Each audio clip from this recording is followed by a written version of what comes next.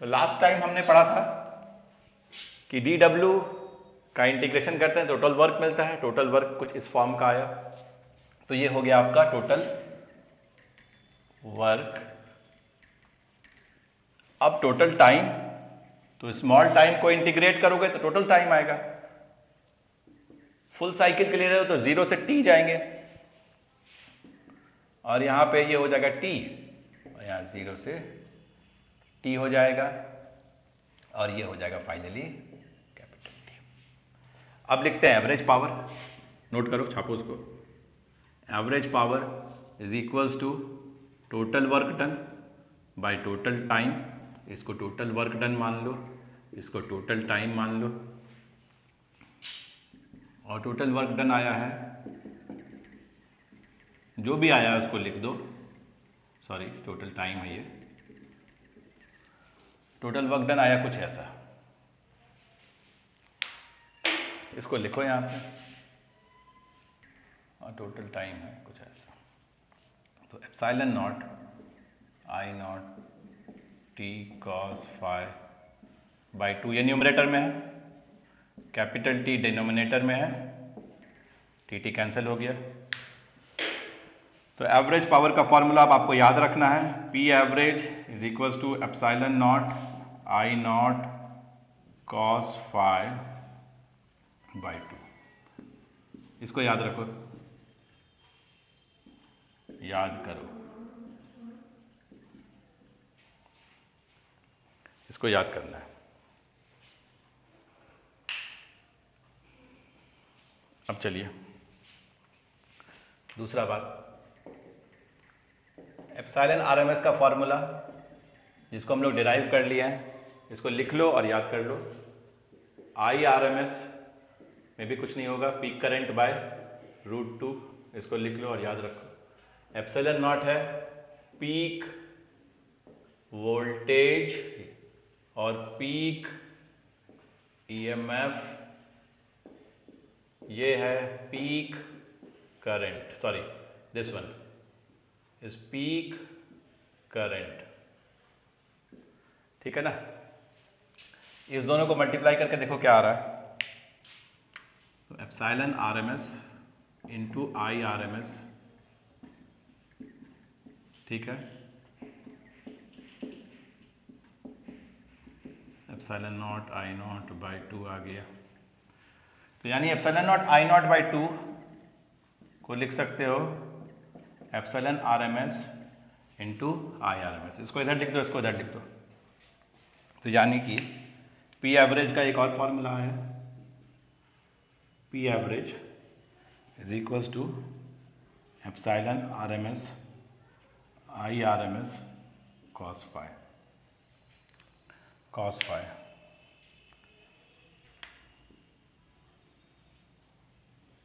तो ये वाला फॉर्मूला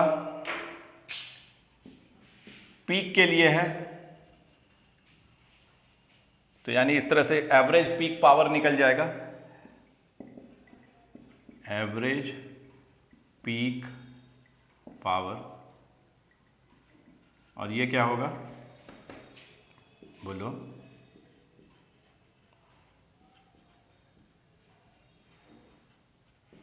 ये हो जाएगा एवरेज आरएमएस पावर।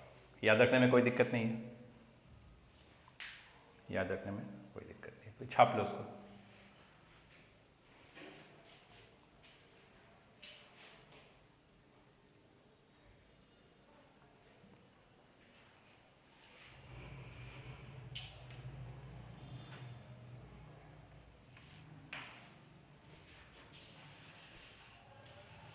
छाप लो या फिर इसका फोटो ले लो।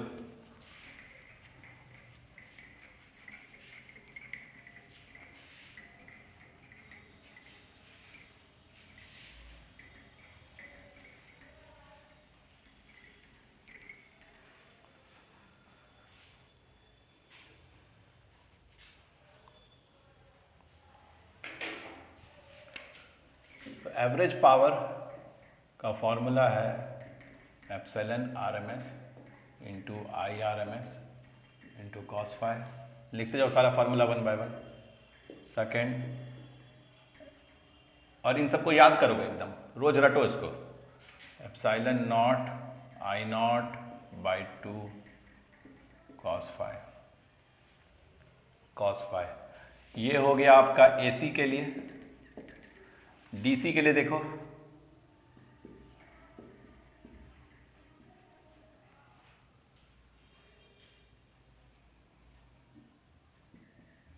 एप्सिलॉन आई, ये हो गया आपका डीसी के लिए। अब इस दोनों में कंपैरिजन करो, ये और ये कंपेयर करो। दोनों में कोई एक फैक्टर दिख रहा है, कुछ दिख रहा है क्या फैक्टर? कौन सा फैक्टर दिख रहा है आपको? Cos phi. तो एक लाइन लिख सकते हो, there is a difference in power of AC compared to DC. That difference और डिसिमिलैरिटी, डिफरेंस का मतलब घटा मत देना, और डिसिमिलैरिटी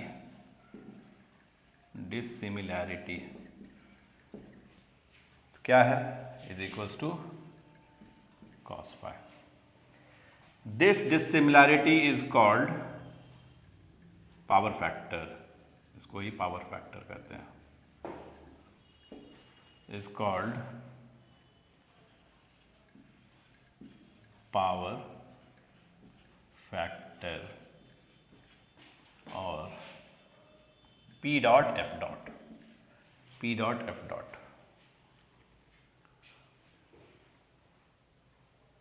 तो पावर फैक्टर हो गया आपका कॉस फाई। और देखो समझना बहुत आसान है, एसी में जो भी हाउस होल्ड से या इंडस्ट्री में जो भी करंट आता है वो एसी होता है।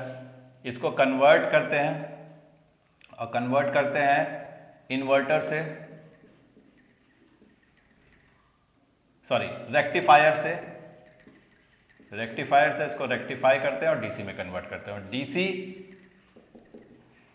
इन्वर्टर से एसी में कन्वर्ट हो जाता है। ठीक है?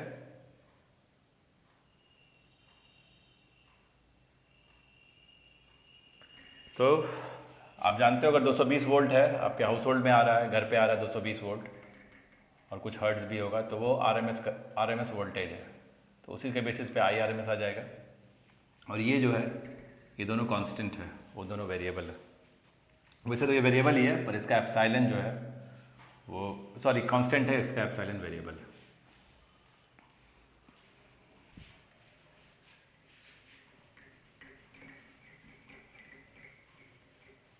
ठीक है, क्लियर है? तो हम लोग ध्यान देंगे पावर फैक्टर पे। चलिए लिख लीजिए इसको, छापी जल्दी जल्दी। और नेक्स्ट टॉपिक है हमारा पावर फैक्टर।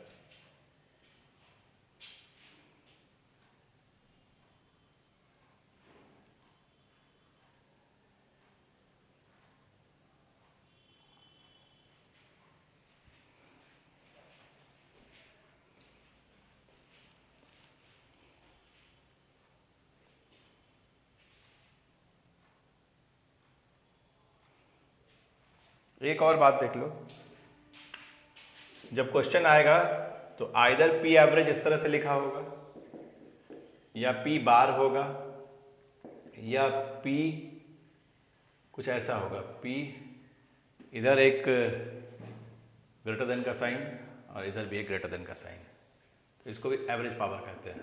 ये सब सिंबल है, तो ऐसा कुछ आए एग्जाम में तो समझ लेना कि एवरेज पावर होगा वो।